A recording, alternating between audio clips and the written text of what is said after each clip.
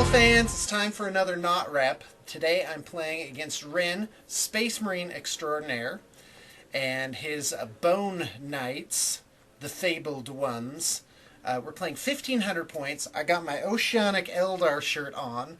This is what the Eldar wear under their armor in this army. They're wearing Hawaiian shirts underneath. I got my battle film shirt on. Yeah, for Space Marines. Okay, I got my Nito Gale Force 9 Adepticon 2009 deployment zone things on. We didn't even roll. We just picked. Ren was like, I was good. He's good with anything. And so I like the long deployment zones. Can't remember what that's called. And we're playing Spearhead. Okay, I believe it's Spearhead. We're playing kill points, which means you get 1 point per thing. You know what? Do you want to do this? Anyway. No, you're okay. I'll just correct you. Oh, okay, great. Please, continue. Do what you're doing. I'll just point out what you're saying wrong. And that's about it. We got 10 pieces of terrain, which is plenty to populate a table. Real nice. If you can give them a shot there, that would be really great. Rin opted for first deployment, first move. I deployed in the corner here. Yep, that's right. Tech squad here. Tech squad there. Devastator squad. Assault Marine squad. And my command squad. Real simple. And here is Sean's setup phase. Yep. You may as well just keep it rolling because I'm going to do it double time. Oh, I only have 3 Vipers in this setup. Striking Scorpions are in the Night Spinner. Okay. Okay, so Rin's gone with the Overload the Flank. Here's my reserves. The Terminator squad here and a Stern Guard vet squad with a drop pod. We got all these really nifty Gale Force 9 markers. Get a bunch of vehicle markers here. It's basically everything on the chart. And then get a bunch of infantry markers. Got like on the ground, pinned, fling, nerf 50 strength morale check, stuff like that. Those are really fun. That's really nifty turn counter too, because I can't keep track of what turn it is. I don't know if Sean can either. Hey, take it easy now. Yeah, I always forget what turn it is. People have been watching the bat reps for a while, know that. Okay, great.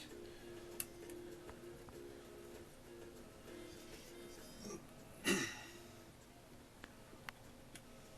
think that's the whole army. I love putting my guys in transports because that makes deployment so much easier. I mean, this is 1,500 points here. Yeah, basically. I need to get either rhinos or drop pods for my tech squads. Yeah, I've heard rhinos are the real workhorse of the 5th edition. Oh, yeah. Cool. You need to. I just assume everything they say is good because you need to be able to maneuver for those things where it's like capture objectives and stuff like that. Right, and they're little mobile, you know. Well, they're only 35 points. Points a piece. Yeah, it's insane. Points. They reduced their cost, I think, by 20 points. And you can gave keep them your guys searchlights and something else, smoke launcher, standard. Mm-hmm. So. And you can always add another storm bolter for like 5 or 10 points. Yeah, that's a good option, and they look great. Yeah. Right, vehicles are really a great part of the game. Mm-hmm. And so there you go. Wow, I can't wait to take some shots of your army. All right, great. Go. Okay, it's a perfect Saturday afternoon. Got my Night Spinner hiding out here, getting some cover. I have these guys lined up so the Devastators can't see them. And then I've got the rest of my army kind of hiding out in the corner here. I'm going to play it safe. Basically, this army's designed to kind of pick away at the edges of an enemy's army and then hopefully go in for the kill. But my plans may be frustrated by the 2 units that can arrive in the middle of the board. But the game's not over yet. Rin's got first turn. Go. Okay, folks, 5th edition has a rule called Seize the Initiative, which means if you're supposed to go second at the bottom of the round, if you roll a 6, you get to go first instead. So here it comes. Nope. That's a 5. Okay, so drop pods, standard, have... They have the drop pod assault rule. During your first turn, well, they have to interplay during using Steve's strike rules, right?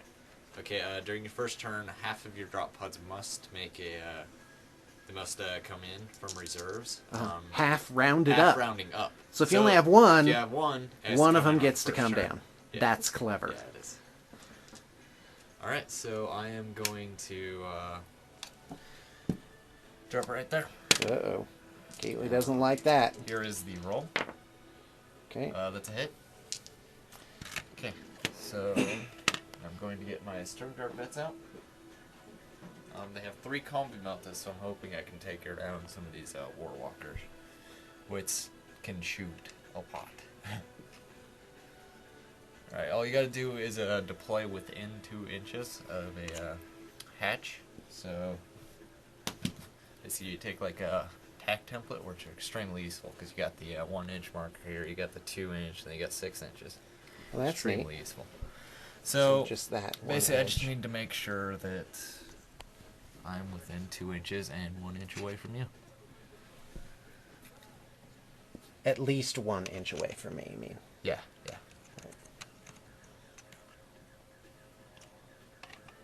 Alright, there we go. Alright, drop pods also have what's called an inertial guidance system, which is not needed since Rin rolled a hit on his scatter dice, which means it lands exactly where he wanted to. But say it scattered this way, okay? So what it would do was, it would try to scatter this way, but because it would hit the terrain, it would stop right here. Right. So basically, drop pods can't end up in trouble from terrain. No. It also stops in enemy units too. So what you can actually do is, if they got like a hole in their line, you can actually drop it right there and have a good chance of not scattering anywhere. So you can control them very well where you're going to put them. That's neat. So So the only really, thing I Rin like to placed do this really well because he put it between these 2 pieces of terrain so that it couldn't go very far, and that if it did scatter, it could only go really one of 2 directions. And I'm without 12 inches in there, so I wouldn't scatter off the board. Right, and you wouldn't want to be within 12 inches of the edge of the board. No. Okay, great. That's how drop pod comes in. Yep. And how much are they, by the way, points-wise? They 35? Yeah, 35. 40, 55 give him a Deathwind missile launcher. Okay, which awesome. I think is a great upgrade. Oh, that's what you would take? That's what I okay, put on. great. Yeah. Thanks. Okay, here goes shooting phase on the War Walkers. All right, first thing, 3 combi meltas at the War Walker Squadron. 2 hits. Okay, so here's the first one. Okay, penetrating hit. The melta guns, what you do is if you're within the half of its range, its max range. Which is 6 inches. Yes, which is 6 inches of melta guns. Yep. You two actually dice. roll 2 dice for penetration. Okay, and then there's another penetrating hit. 8 plus 3 plus 3. Yep. Okay. Okay, so here's 2 penetrates on the War Walker Squadron. Okay. Okay, so And that's 2 destroyed. 2 dead. Interesting thing about... By the way, your bolters can kill them too. Not kill. Yeah, strength 4 plus 6 is a 10. They only have armor 10. Alright then. Let's fire those 2. How many I got there? So I fired 3, I got 2. Okay, 4 shots. I'm not going to because I'm not going to charge. Okay. Okay, so this Devastator squad is trying to shoot the Autark on jet bike over there. And that is really a tight squeeze. He's kind of hiding out back there. Okay, 1 missile launcher. Yeah. Okay. Crack missile. Okay, here's a fun thing. In the Devastator squad, the sergeant has a signum. Okay. So what you can do is you can shoot one of your guns at ballistic skill 5. Oh, that's great. All right, so let's do it. Fire my missile launcher. Which you needed because you rolled a 2. Okay, strength 8. 2. That's 1 wound. And then I need a 4 up to live. Okay, here's the invulnerable save for the Autark, since she has a force shield, and she saves with a 4. Thank goodness, because that would have been instant death. Quite depressing.